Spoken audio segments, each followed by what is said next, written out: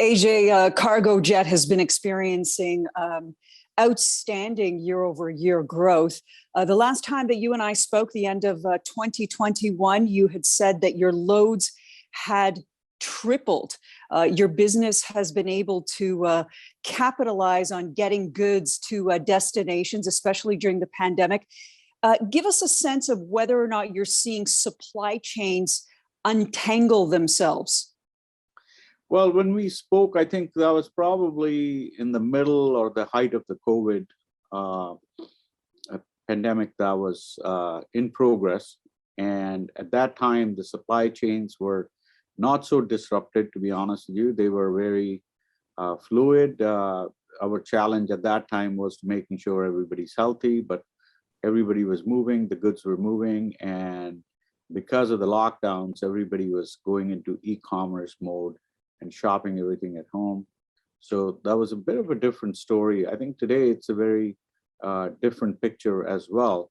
Some of the online shopping, which was kind of, when you say doubled or tripled, has come down slightly, and people are flocking to the stores a little more. So we always said there'll be a hybrid. People will settle between, what they used to be and what they're doing now. So I think some of that activity has slowed down a little bit, but generally our biggest challenge right now is to making sure that we can have people on the ground. It's not so much that people are flying cargo. We have enough of that. But I think just to making sure that the labor challenges that we have today, manpower shortages, wage scales, those are some of the challenges that have we had an issue before where businesses tripled, and now you got to say business is a little bit, I wouldn't say down, but leveled off. And now we see a lot more challenges of, fuel prices, labor, all the challenges that you see out there pointing towards almost a recessionary economy. Tell us about inflation. Must be on your mind as well, and ultimately that domino effect. At what point, or have you already passed that down to your clients? So everybody's increasing prices. I mean, airports have increased their landing fees by 30%. NAV Canada, which guides the planes across the country with navigation, has a 29% price increase about a year ago. Airport parkings for planes. So there is a lot of activity because these airports have their costs, and I understand. And navigation, for example, we're the only country that has a navigation charge. In US, the airlines don't pay a navigation charge, but they're substantial. A Toronto to Vancouver trip on a 767 can cost you $3,000 to $4,000 to navigate that plane, and they increased 29%. So passing to the customers is a tricky thing. A lot of customers have locked-in contracts with some provisions of some pass-throughs, but we're not able to pass 100% of those charges. We are attempting, but we understand and respect the customers' businesses because they are not in ability to pass it through as quickly as you can.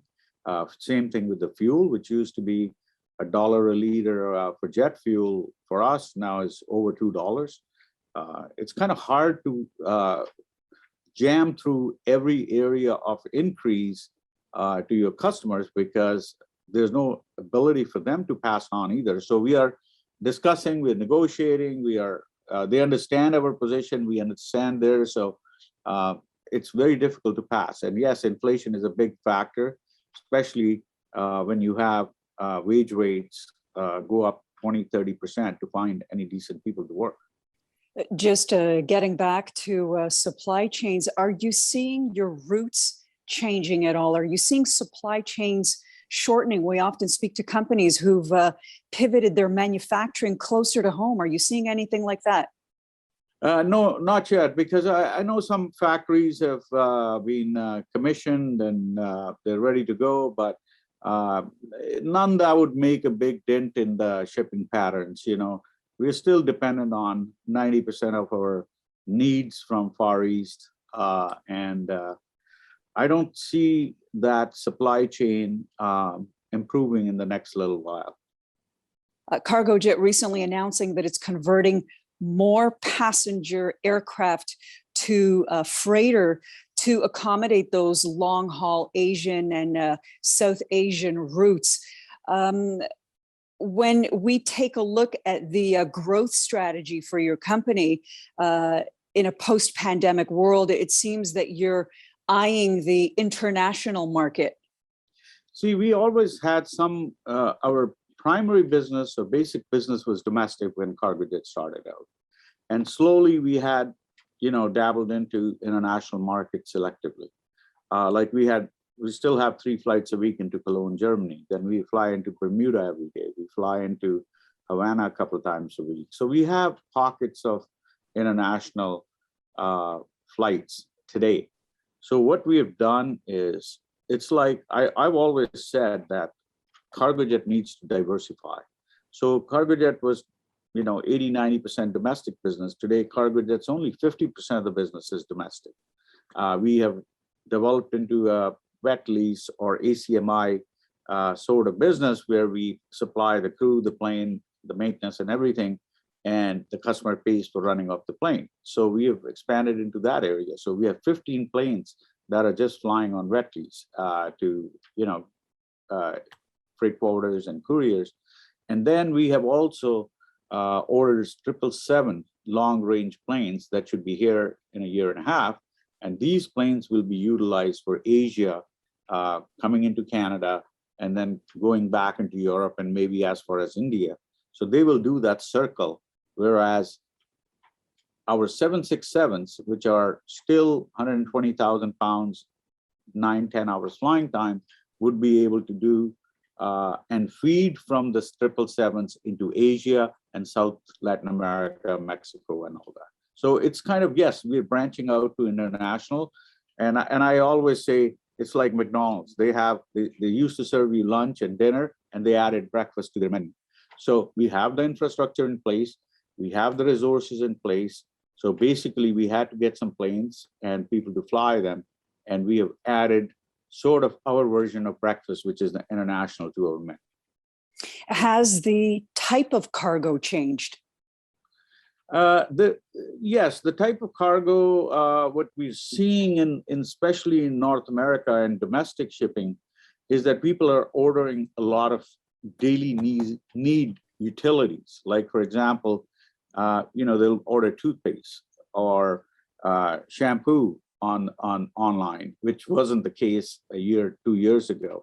People would go out and grocery shop. So now a lot of product that you need daily, people are not going to stores, they're ordering online. So that activity is slightly, the shipment mix is slightly different. But on the international side, we're still seeing, medical supplies, masks, syringes, gauzes, all, mostly a lot of it is medical supplies that are made out of the country are still in progress. A rapid test, for example. So that stuff is still going on. Air Canada recently announced that they're going to be putting more money into cargo aircraft. That changes the playing field for you. Are you concerned about that? No, actually, it does not change the playing field for me. They've been doing international for, they had $800 million worth of revenue, primarily international. International is a big market. So if you look at the lack of belly capacity that existed before, like 777s and 787s, flying cargo, and 747s, those are all pretty well grounded, right? 747s and A380s. So the belly capacity lift has reduced. So the market share and market size has increased tremendously. As far as the domestic is concerned, we've serviced 16 cities between 12 midnight and 5 in the morning. So you could give us a product from Hamilton to Vancouver, Toronto to Vancouver at 11 o'clock, and it'll be there for 35 o'clock in the morning for your 9 o'clock deliveries. So we are in a very different cargo market. We have a network.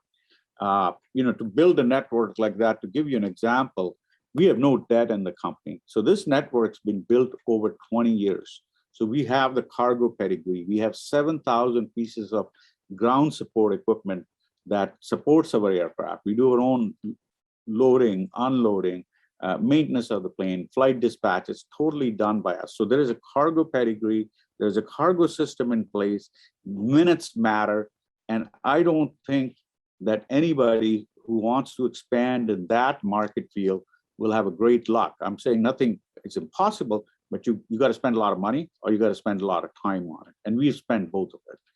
As far as international is concerned, it's a wide open market. Lufthansa flies in, Air France flies in, Cathay Pacific flies in, Air Canada flies in. So our focus is not to get bogged down with what Air Canada is doing. We got a business plan and we're going to execute it.